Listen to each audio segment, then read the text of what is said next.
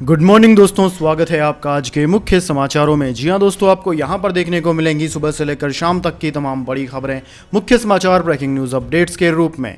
तो दोस्तों, आप सभी लोगों से रिक्वेस्ट है इस वीडियो को ज़्यादा से ज़्यादा लाइक और शेयर करें। तो दोस्तों, सीधे चलते हैं आज की पहली बड़ी खबर की ओर। सिद्धू मूसेवाला हत्याकांड में दिल्ली पुलिस का बड़ा खुलासा, लॉरेंस बिश्नोई है मास्टरमाइंड। जी हां दोस्तों, सिंगर सिद्धू मूसेवाला की हत्या मामले में दिल्ली पुलिस ने बड़ा खुलासा किया है। जिस लॉरेंस बिश्नोई से लंबे समय से पूछताछ हो रही है, अब पुलिस ने उसे इस मामले का मास्टरमाइंड बता दिया है। यह भी जानकारी दी गई है कि इस हत्याकांड में अभी तक 5 आरोपियों की पहचान कर ली गई है और आगे की जांच की जा रही है। दिल्ली पुलिस स्पेशल सेल ने इस बात पर भी जोर दिया कि मूसेवाला की हत्या की तैयारी काफी पहले से कर ली गई थी और रणनीति के तहत इस वारदात को अंजाम दिया गया था। इसमें लॉरेंस बिश्नोई मुख्य आरोपी निकलकर सामने आया है, तो वहीं दूसरी तरफ सिद्धेश हीरामल की भी केस में सक्रिय भूमिका सामने आई है। प्रेस कॉन्फ्रेंस के दौरान विस्तार से दिल्ली पुलिस की कार्रवाई के बारे में बताया गया है। जानकारी दी गई है कि इस वारदात को सुलझाने के लिए दिल्ली पुलिस ने शुरुआत से ही अहम भूमिका निभाई। मिट्टू खेड़ा वाले 2 शूटरों को भी उन्होंने ही पकड़ा था। जांच के दौरान जब विकास महाले का नाम सामने आया तो उसकी गिरफ्तारी भी दिल्ली पुलिस ने ही की। इसके बाद दोस्तों, अगली बड़ी खबर, सूरत की सड़कों पर नुपुर शर्मा के पोस्टर, निलंबित भाजपा प्रवक्ता के फोटो पर क्रॉस और जूते के निशान, गिरफ्तारी की गई मांग। जी हां दोस्तों, पैगंबर पर विवादित टिप्पणी करने वाली निलंबित भाजपा नेता नुपुर शर्मा के पंपलेट सूरत की सड़कों पर लगाए गए हैं। शहर में जिलानी ब्रिज की सड़क पर नुपुर के पोस्टर पर जूतों के निशान भी बने हैं। दोस्तों, इनमें नुपुर की गिरफ्तारी की मांग की गई है। ब्रिज पर इस तरह के पंपलेट क्यों और किसने लगाए, फिलहाल इसका खुलासा नहीं हो पाया है। दरअसल दोस्तों, आपकी जानकारी के लिए बता दें, भाजपा प्रवक्ता के तौर पर नुपुर शर्मा ने टीवी डिबेट में पैगंबर मोहम्मद पर विवादित टिप्पणी की थी। इसके बाद भाजपा ने उन्हें 6 साल के लिए पार्टी से निलंबित कर दिया था। भाजपा ने कहा था कि हम सभी धर्मों का सम्मान करते हैं, साथ ही पार्टी ने उनके बयानों से किनारा भी कर लिया था। इसके बाद नुपुर ने भी सोशल मीडिया पर बयान जारी करके माफी मांगी। दोस्तों, इस मामले में काफी किरकिरी होने के बाद 5 जून को भाजपा ने नुपुर शर्मा को पार्टी से सस्पेंड कर दिया था। सस्पेंशन से पहले भाजपा महासचिव अरुण सिंह ने लेटर जारी किया था। इसके बाद दोस्तों, अगली बड़ी खबर, कश्मीर में अब पंडित ही नहीं राजपूतों पर भी हमले। पीढ़ियों से जिस गांव में थे अब वहां महफूज नहीं, घर तक पहुंच गए दहशतगर्द। जी हां दोस्तों, दक्षिण कश्मीर की पीर पंजाल की पहाड़ियों में बसा कांकरन गांव आतंकवादियों की फैक्ट्री के नाम से कुख्यात कुलगाम जिले का यह गांव उस वक्त भी आतंकवाद से अछूता रहा जब घाटी खून खराबे से जूझ रही थी। रातों रात हजारों कश्मीरी पंडित घर बार छोड़ गए थे। तब भी करीब 80 घरों वाले इस गाँव में कुछ नहीं हुआ था। इस गाँव में सिर्फ 8 घर हिंदू राजपूतों के थे, बाकी मुस्लिम घर। वो 8 घर तब भी महफूज थे, पर अब इस गांव में हिंदू मारे जाने लगे हैं। ये पंडित नहीं राजपूत हैं। इस साल 13 अप्रैल को आतंकवादियों ने सतीश सिंह की हत्या कर दी। सतीश सिंह की बहन मीना सिंह जामवाल कहती है कि हमारे घर शादी हो या शोक, पूरा गांव शामिल होता है। अचानक हम किसे खटक गए। जब पूरी घाटी में कत्ल और गारत जारी था तब भी किसी आतंकी की बंदूक कांकरन तक नहीं पहुंची। फिर आज हमारे गांव का पता किसने दे दिया। दोस्तों, सतीश सिंह के मारे जाने से सभी हिंदू राजपूत परिवार स्तब्ध हैं। मीना कहती है कि 90 के दशक से अब तक करीब 30-32 साल गुजर गए, लेकिन हमारे गांव पर आतंकवादियों की नजर नहीं पड़ी। हम तो इतने गुमनाम हैं कि यहाँ की सरकार को भी हमारा पता नहीं है। फिर आतंकवादियों को हमारा पता कैसे चल गया। इसके बाद दोस्तों, अगली बड़ी खबर, ईडी के सामने 13 जून को पेश होंगे राहुल गांधी, कांग्रेस ने बनाया खास प्लान। जी हां दोस्तों, नेशनल हेराल्ड मामले में कांग्रेस की अंतरिम अध्यक्ष सोनिया गांधी और पूर्व अध्यक्ष राहुल गांधी परिवर्तन निदेशालय के सामने पेश होंगे। कांग्रेस ने कहा है कि पार्टी अध्यक्ष सोनिया गांधी और राहुल गांधी ईडी के सामने पेश होंगे क्योंकि उनके पास छिपाने के लिए कुछ भी नहीं है। पार्टी प्रवक्ता पवन खेड़ा ने संवाददाताओं से कहा कि हम कानून को मानने वाली पार्टी है, हम नियमों का अनुसरण करते हैं। अगर उन्हें तलब किया गया है तो निश्चित तौर पर वे जाएंगे। हमारे पास छिपाने के लिए कुछ भी नहीं है। दोस्तों, कांग्रेस प्रवक्ता पवन खेड़ा ने कहा कि हम बीजेपी की तरह नहीं है। हमें याद है जब अमित शाह 2002 से 2013 के दौरान भागते फिर रहे थे। खेड़ा ने कहा कि हमें कोई घबराहट नहीं है। वो लोग नियमों को तोड़कर नोटिस भिजवाते हैं, उन्हें समझ आएगा कि किससे पाला पड़ा है। ईडी ने नेशनल हेराल्ड से जुड़े कथित मनी लॉन्ड्रिंग मामले में सोनिया गांधी को 8 जून को पेश होने के लिए नोटिस भेजा था। इसके बाद दोस्तों, अगली बड़ी खबर, एयरपोर्ट पर यात्रियों के लिए डीजीसीए की नई एडवाइजरी, बिना मास्क के नहीं कर पाएंगे अब हवाई सफर। जी हां दोस्तों, यदि आप नियमित हवाई यात्रा करते रहते हैं तो अब थोड़ा सतर्क होने की आपको जरूरत है, क्योंकि अब अगर आपने बिना मास्क एयरपोर्ट पर प्रवेश किया तो हो सकता है कि सीआईएसएफ के जवान आपको एयरपोर्ट से वापस भेज दें या आपको हवाई जहाज में चढ़ने ही न दें। दोस्तों, विमानों की आवाजाही को देखने वाली नागरिक उड्डयन नियामक एजेंसी डीजीसीए ने एयरपोर्ट और विमान में चढ़ने के लिए गाइडलाइन को एक बार फिर सख्त कर दिया है। नए नियमों के मुताबिक एयरपोर्ट पर और विमानों में चढ़ने के दौरान अब मास्क संबंधी प्रोटोकॉल में कोई ढील नहीं दी जाएगी। पिछले सप्ताह हाईकोर्ट की फटकार के बाद डीजीसीए ने नई गाइडलाइंस जारी कर दी है।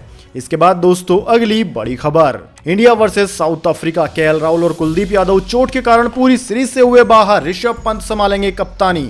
जी हां दोस्तों, दक्षिण अफ्रीका के खिलाफ टी20 सीरीज शुरू होने से एक दिन पहले बुधवार को भारतीय टीम को बड़ा झटका लगा है। टीम इंडिया के कप्तान बनाए गए केएल राहुल और China man spinner Kuldeep Yadav चोट के कारण पूरी सीरीज का हिस्सा नहीं बन पाएंगे। सीरीज के लिए उप कप्तान के तौर पर नामित विकेटकीपर बल्लेबाज ऋषभ पंत को अब कप्तान की जिम्मेदारी दी गई है। वहीं ऑलराउंडर हार्दिक पांड्या को उप कप्तान बनाया गया है। दोस्तों, बीसीसीआई ने बुधवार शाम एक बयान जारी कर यह जानकारी दी। केएल राहुल को कमर के दाहिने हिस्से में चोट है, जबकि कुलदीप यादव नेट्स में बल्लेबाजी करते समय दाहिने हाथ में चोट खा बैठे। इसी के चलते दोनों क्रिकेटरों को सीरीज से बाहर होना पड़ा। चयन समिति ने विकेटकीपर ऋषभ पंत को कप्तान और हार्दिक पांड्या को दक्षिण अफ्रीका के खिलाफ इस सीरीज के लिए उप कप्तान बनाया है। इसके बाद दोस्तों, अगली बड़ी खबर, मुंबई में अलकायदा की आतंकी आहट, महाराष्ट्र में हाई अलर्ट, ड्रोन करेंगे संवेदनशील इलाकों की निगरानी। जी हां दोस्तों, पैगंबर मोहम्मद पर तथाकथित विवादित बयान को लेकर पूरे देश में तनाव बढ़ता जा रहा है। अलकायदा द्वारा पैगंबर मोहम्मद के अपमान का बदला लेने के लिए देश के कई शहरों में आत्मघाती बम विस्फोटों की चेतावनी जारी होने के बाद सुरक्षा एजेंसियां अलर्ट मोड में है। दोस्तों, अलकायदा को लेकर महाराष्ट्र हाई अलर्ट पर है। मुंबई समेत महाराष्ट्र के कुछ ठिकानों को लेकर साजिश का अलर्ट जारी हुआ है। कानपुर की तर्ज पर कुछ असामाजिक तत्व पत्थरबाजी वाली साजिशों को अंजाम दे सकते हैं। इसे गंभीरता से लेते हुए महाराष्ट्र सरकार ने पत्थर बोतल से हमलों का अंदेशा होने पर फैसला लिया है कि संवेदनशील इलाकों में ड्रोन कैमरे से निगरानी की जाए। इसे लेकर जल्द ही गृह मंत्रालय बैठक करेगा, जिसमें राज्य के आला पुलिस अधिकारी और मंत्रालय के सचिव भी शामिल होंगे। इसके बाद दोस्तों, अगली बड़ी खबर, मोदी सरकार का किसानों को तोहफा, 17 फसलों पर बढ़ाई गई एमएसपी। जी हां दोस्तों, केंद्र सरकार ने 17 फसलों पर एमएसपी बढ़ाने को मंजूरी दे दी है। केंद्रीय मंत्री अनुराग ठाकुर ने कैबिनेट के फैसलों की जानकारी दी। उन्होंने कहा कि हम लगातार किसानों के भलों के लिए काम कर रहे हैं। किसानों के लिए 2 लाख करोड़ का बजट रखा गया है। धान, सामान्य धान ग्रेड, ज्वार मालदंडी, बाजरा, रागी, मक्का, तुअर, अरहर, मूंग, उड़द, मूंगफली, सूरजमुखी बीज, सोयाबीन, तिल, राम तिल, कपास और लंबे कपास पर सरकार ने एमएसपी बढ़ा दी है। केंद्रीय मंत्री अनुराग ठाकुर ने कहा कि पिछले 8 सालों में बीज के बाजार में दृष्टिकोण के आधार पर फायदा हुआ। किसानों की आय बढ़ाने के लिए कई कदम उठाए गए हैं। आज की बैठक में खरीफ की 14 फसलों के लिए एमएसपी बढ़ाने का निर्णय लिया गया है। इसके बाद दोस्तों, अगली बड़ी खबर, महाराष्ट्र में 4 महीने बाद सबसे ज्यादा 2701 नए कोरोना के मामले। मुंबई में 24 घंटे में 42% बढ़ गए मरीज। जी हां दोस्तों, मुंबई में कोरोना का महाविस्फोट हो गया है। एक ही दिन बाद कोरोना के नए मामलों की संख्या 42% तक बढ़ गई है। रिपोर्ट के मुताबिक पिछले 24 घंटे में मुंबई में 1765 कोरोना संक्रमण के नए मामले सामने आए। इस साल 25 जनवरी के बाद मुंबई में यह संख्या सबसे ज्यादा है। दोस्तों, अगर पूरे महाराष्ट्र की बात करें तो पिछले 24 घंटों के दौरान पूरे महाराष्ट्र में कोरोना के 2701 मामले सामने आए हैं। पिछले 4 महीनों के दौरान यह सबसे बड़ी संख्या है। इस तरह दोस्तों, पूरे महाराष्ट्र में पिछले 24 घंटे में कोरोना के 2701 नए मामले सामने आए। इस दौरान 1327 मरीज कोरोना से ठीक भी हुए। पिछले 24 घंटे में राज्य में कोविड से एक भी मृत्यु दर्ज नहीं की गई। हालांकि अब राज्य में कुल सक्रिय मामले बढ़कर 9806 हो गए हैं। वहीं दोस्तों, पूरे देश की बात की जाए तो कल पूरे देश में 4217 नए मामले कोरोना के सामने आए हैं। इसके बाद दोस्तों, जान लेते हैं अगली बड़ी खबर, सलमान खान को धमकी का मामला सुलझा, पुलिस के सामने खुल गए सारे राज। जी हां दोस्तों, बॉलीवुड स्टार सलमान खान के घर के बाहर धमकी भरा खत मिलने का मामला सुलझ गया है। धमकी भरा खत मिलने के मामले में सौरव महाकाल का नाम सामने आ रहा है, जिसे पुणे पुलिस ने गिरफ्तार किया है। पुलिस की पूछताछ में उसने लेटर का सारा सच उगल दिया है। बुधवार को पुणे की ग्रामीण पुलिस ने बड़ी कार्यवाही करते हुए भगोड़े सौरभ महाकाल को MCOCA के तहत गिरफ्तार किया। इस आरोपी के तार पंजाबी गायक सिद्धू मूसेवाला के मर्डर से भी जुड़े हुए हैं। पुलिस इसके पीछे भी लगी हुई थी। अब उससे पूछताछ की जा रही है। फिलहाल यह मामला नहीं है कि सिद्धू मूसेवाला की हत्या मामले में उसकी कोई भूमिका थी या नहीं, लेकिन अब कई रहस्यों से पर्दा उठ सकता है। वहीं दोस्तों, Mumbai police crime branch Salim Khan और उनके बेटे अभिनेता खान को धमकी भरा पत्र मिलने के मामले में गैंगस्टर लॉरेंस बिश्नोई से भी पूछताछ करने के लिए बुधवार को दिल्ली आए हैं। इसके बाद दोस्तों, अगली बड़ी खबर। 3 दिन पहले वीजा के लिए भटक रही थी अवनी, मौका मिला तो पैराशूटिंग वर्ल्ड कप में देश को दिलाए डबल गोल्ड, वर्ल्ड रिकॉर्ड भी तोड़ा। जी हां दोस्तों, हमारे खिलाड़ियों में टैलेंट की कमी नहीं है, यदि उन्हें मौका मिले तो वे दुनिया जीत सकते हैं। दोस्तों, यह साबित किया है निशानेबाजों ने। 3 दिन पहले तक वे दिल्ली की सड़कों पर वीजा के लिए भटक रहे थे। अब फ्रांस में चल रहे पैराशूटिंग वर्ल्ड कप में बैक टू बैक गोल्ड जीत रहे हैं। दोस्तों, बुधवार सुबह अवनी लखेरा और श्री हर्ष देवा रेड्डी की जोड़ी ने R4 mixed 10 metre rifle SS2 में 253.1 अंक के साथ गोल्ड मेडल जीता। यह अवनी का दूसरा गोल्ड है। दोस्तों, अवनी ने मंगलवार को 10 मीटर एयर राइफल इवेंट में वर्ल्ड रिकॉर्ड के साथ सुनहरा तमगा जीता। इस गोल्ड के साथ अवनी श्रीहर्ष की जोड़ी ने 2024 में होने वाले पेरिस पैरा ओलंपिक गेम्स का टिकट भी हासिल कर लिया है। एक दिन पहले अवनी ने कोटा हासिल किया था। दोस्तों, आपकी जानकारी के लिए बता दें, खेल मंत्रालय के प्रयास से जब उन्हें फ्रांस जाने का मौका मिला तो इस बेटी ने भी अपने प्रदर्शन में कोई कसर नहीं छोड़ी और देश के लिए गोल्ड मेडल जीत लिया। इसके बाद दोस्तों, अगली बड़ी खबर। रायपुर में विजेंदर सिंह की विदेशी बॉक्सर से होगी फाइट। इंडियन प्रोफेशनल मुक्केबाज पहुंचे सीएम से मिलने, जल्द होगा मुकाबला। जी हां दोस्तों, छत्तीसगढ़ राजधानी रायपुर में जल्द ही प्रोफेशनल बॉक्सिंग का अंतर्राष्ट्रीय मुकाबला देखा जा सकता है। ओलंपियन विजेंदर सिंह से मुलाकात के बाद मुख्यमंत्री भूपेश बघेल ने इसके लिए सहमति दे दी है। दोस्तों, इस मैच में खुद विजेंदर सिंह एक विदेशी प्रोफेशनल बॉक्सर के साथ मुकाबला करने रिंग में उतरेंगे। भारतीय प्रोफेशनल मुक्केबाज विजेंदर सिंह ने बुधवार को सीएम हाउस जाकर मुख्यमंत्री भूपेश बघेल से मुलाकात की। उन्होंने मुख्यमंत्री को अपना बॉक्सिंग ग्लव्स भी भेंट किया। वहीं मुख्यमंत्री भूपेश बघेल ने उन्हें सरकार की ओर से स्मृति चिन्ह और राजकीय गमछा देकर स्वागत किया। दोस्तों, इस मुलाकात के दौरान विजेंदर सिंह ने मुख्यमंत्री के साथ छत्तीसगढ़ में खेलों के विशेष रूप से और बॉक्सिंग को बढ़ावा देने की संभावनाओं पर चर्चा की। इसके बाद दोस्तों, अगली बड़ी खबर। रूस से जंग के कारण 30 लाख यूक्रेनी बच्चों की पढ़ाई छूटी। जी हां दोस्तों, यूक्रेन और रूस युद्ध को 100 दिन से भी ज्यादा बीत गए हैं। जंग ने आम लोगों को बुरी तरह प्रभावित किया है। संयुक्त राष्ट्र संघ यूएन के मुताबिक 30 लाख बच्चों की पढ़ाई छूट गई है। रूस धार्मिक स्थलों को भी लगातार निशाना बना रहा है। रिपोर्ट के मुताबिक रूसी हमलों में यूक्रेन के 113 चर्च तबाह हो गए। रूस ने मंगलवार को दावा किया कि उसने 1 सप्ताह तक चली गोलीबारी और हाल ही में अधिक सैनिकों की तैनाती के बाद पूर्वी यूक्रेन के बड़े हिस्से पर कब्जा कर लिया है। रूस के रक्षा मंत्री सरगई सोनगू ने कहा कि मॉस्को की सेना ने लुशांग क्षेत्र के 97% हिस्से को मुक्त करा लिया है। इसके बाद दोस्तों, जाने अगली बड़ी खबर, लेकिन उससे पहले मेरी आपसे एक छोटी सी रिक्वेस्ट है। अगर दोस्तों आपको अभी तक हमारी न्यूज पसंद आई है तो इसे एक छोटा सा लाइक जरूर दे दीजिए। अगर आपको पसंद नहीं आई है तो बेशक आप डिसलाइक भी कर सकते हैं, लेकिन दोस्तों लाइक और डिसलाइक जरूर दीजिए, क्योंकि दोस्तों यही हमारी मेहनत का फल होता है और इसी से हमें पता चलता है कि आपको हमारी वीडियोस पसंद आ रही है या नहीं। तो चलिए दोस्तों, जान लेते हैं अगली बड़ी खबर। वर्ल्ड बैंक की चेतावनी, मंदी से बचना है मुश्किल, पूर्वी एशिया और यूरोप के कई देशों पर अधिक प्रभाव। जी हां दोस्तों, वर्ल्ड बैंक ने कहा है कि कोरोना महामारी के प्रभाव से मुक्त हो रही दुनिया भर की इकोनॉमी अब रूस यूक्रेन युद्ध की मार झेल रही है। इससे कई देशों में आर्थिक मंदी की आशंका तेज हो गई है। उसके मुताबिक यूरोप और पूर्वी एशिया के कई कम विकसित देश गंभीर आर्थिक मंदी का सामना कर सकते हैं। वर्ल्ड बैंक की माने तो यूरोपीय देशों में प्रोडक्शन में सर्वाधिक गिरावट रूस और यूक्रेन को देखने को मिल रही है। इसके साथ ही महंगाई और लो ग्रोथ की आशंका भी बढ़ गई है। वर्ल्ड बैंक के प्रेसिडेंट डेविस मेलसम के मुताबिक स्टैगफ्लेशन की संभावना और अधिक बढ़ गई है। उन्होंने कहा कि ऊर्जा और खाद्य पदार्थों की कीमतें दुनिया भर में बढ़ रही है। यूक्रेन संकट, चीन में लॉकडाउन, सप्लाई चेन बाधित होने के साथ स्टैगफ्लेशन का जोखिम विकास की संभावनाओं को क्षति पहुंचा रहा है। इन कारणों से कई देशों के लिए आर्थिक मंदी की स्थिति से बचना मुश्किल हो जाएगा। इसके बाद दोस्तों, अगली बड़ी खबर। गोल्ड सिल्वर प्राइस टुडे, सोने और चांदी की कीमतों में बढ़ोतरी। जान लीजिए क्या है सराफा बाजार में आज दाम। जी हां दोस्तों, दिल्ली सराफा बाजार में आज सोने की कीमत में थोड़ी राहत देखने को मिली। सोना प्रति 10 ग्राम 30 रुपए बढ़ गया। इस उछाल से सोना 50,818 रुपए प्रति 10 ग्राम के भाव पर पहुंच गया। दोस्तों, एक दिन पहले सोने का भाव 50,733 रुपए प्रति 10 ग्राम था। वहीं दोस्तों, चांदी की बात करें तो चांदी के भाव में प्रति किग्रा 133 रुपए का उछाल देखने को मिला है। दिल्ली सराफा बाजार में चांदी का भाव आज 61,717 रुपए प्रति किलोग्राम पर था। अंतर्राष्ट्रीय बाजार की बात की जाए तो दोस्तों, अंतर्राष्ट्रीय बाजार में सोना मामूली गिरावट के साथ $1848 प्रति औंस, जबकि चांदी $22.02 पर सपाट रही।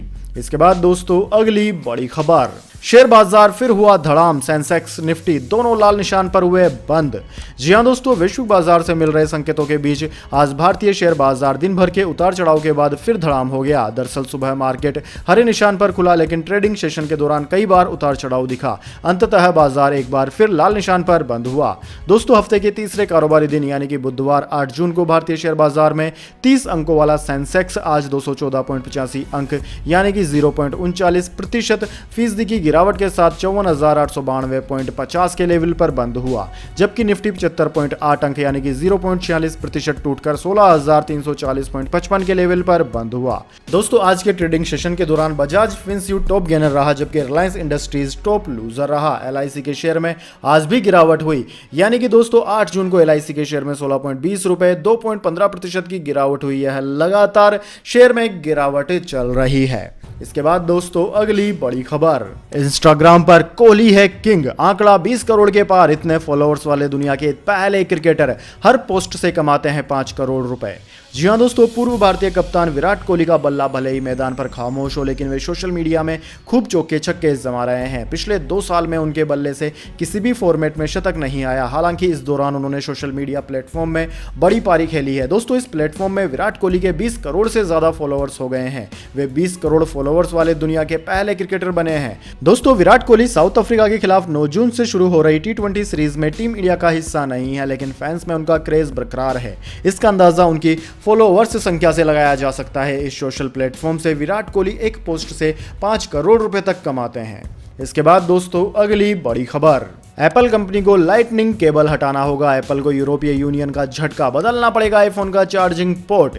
जी हां दोस्तों, एप्पल को यूरोपीय यूनियन ने तगड़ा झटका दिया है। यूरोपीय यूनियन के देशों और लो मेकर्स में मंगलवार को इस बात पर सहमति बनी है कि मोबाइल टैबलेट्स और कैमरे का मोबाइल चार्जिंग पोर्ट एक ही होगा। यह दुनिया में पहली बार है कि कंपनी अपने डिवाइस में कौन सा चार्जिंग पोर्ट लगाए, आधिकारिक आदेश से तय होगा। दरअसल दोस्तों, यूरोपीय यूनियन के इस फैसले से एप्पल को 2024 से जो भी आईफोन यूरोप में बेचना होगा उसके कनेक्टर में बदलाव करना होगा। यूरोपीय आयोग का मानना है कि इससे ग्राहकों के पैसे बचेंगे। आईफोन को लाइटनिंग केबल से चार्ज किया जाता है, जबकि एंड्रॉइड पर चलने वाले डिवाइसों को चार्ज करने में USB-C कनेक्टर का इस्तेमाल होता है। 2019 की आयोग की एक स्टडी के मुताबिक वर्ष 2018 में मोबाइल फोन के साथ बेचे गए आधे charger USB micro B connector थे, जबकि 29% USB-C कनेक्टर और 21% लाइटनिंग कनेक्टर थे। इसके बाद दोस्तों अगली बड़ी खबर, देश में कोरोना की चौथी लहर के संकेत नहीं। ICMR ने गंभीर बीमारी से पीड़ित और बुजुर्गों को दी सलाह।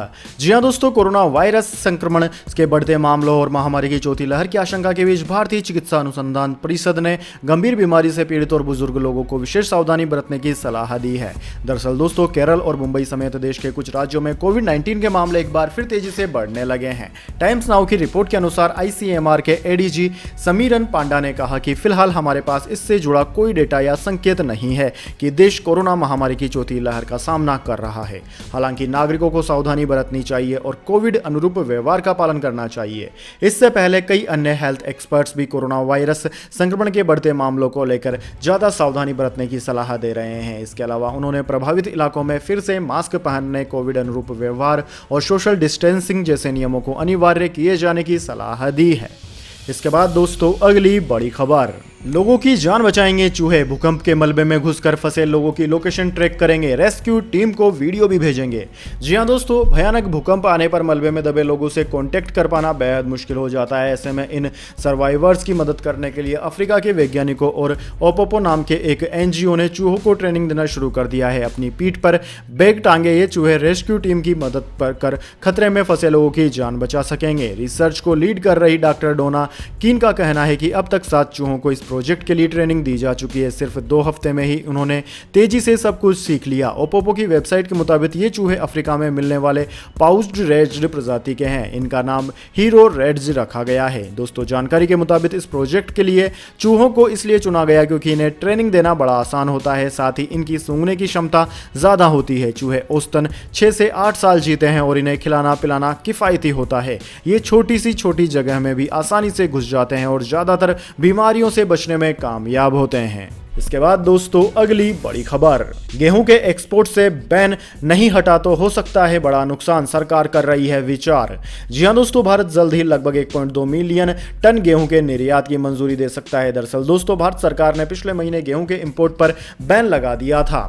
इसकी वजह से बंदरगाहों पर काफी बड़ी मात्रा में गेहूं फंस गया था। अब सरकार बंदरगाहों पर जमा हुए गेहूं को साफ करना चाहती है। इसके लिए वो 1.2 मिलियन टन गेहूं बाहर भेजने के लिए अनुमति दे सकती है। दोस्तों, भारत सरकार ने 14 मई को एक बड़ा कदम उठाते हुए गेहूं के निर्यात पर प्रतिबंध लगा दिया था। एक समाचार एजेंसी के अनुसार सिर्फ इतने निर्यात से बंदरगाहों का बोझ हल्का नहीं होगा। 1.2 मिलियन टन गेहूं के निर्यात की मंजूरी के बाद भी लगभग 5 लाख टन गेहूं बंदरगाहों पर जमा रह सकता है। अभी भी कुछ व्यापारी एक्सपोर्ट्स के लिए परमिट हासिल नहीं कर पाए हैं। निर्धारित प्रतिबंध के बाद भारत ने 4,69,202 टन गेहूं के शिपमेंट को अनुमति दी है, लेकिन कम से कम 1.7 मिलियन टन गेहूं अभी भी बंदरगाहों पर पड़े हैं, जो मानसून की बारिश के कारण खराब हो सकते हैं। इसकी वजह से व्यापारियों को गेहूं की गुणवत्ता खराब होने की चिंता सता रही है। तो दोस्तों, यह थी आज की तमाम बड़ी खबरें। इसके बाद दोस्तों बारी आती है आज के माइंड क्यूज क्वेश्चन की। जी हां दोस्तों, एक आसान से सवाल का जवाब देकर आप जीत सकते हैं एक अमेजिंग सरप्राइज गिफ्ट हमारे यूट्यूब चैनल की ओर से।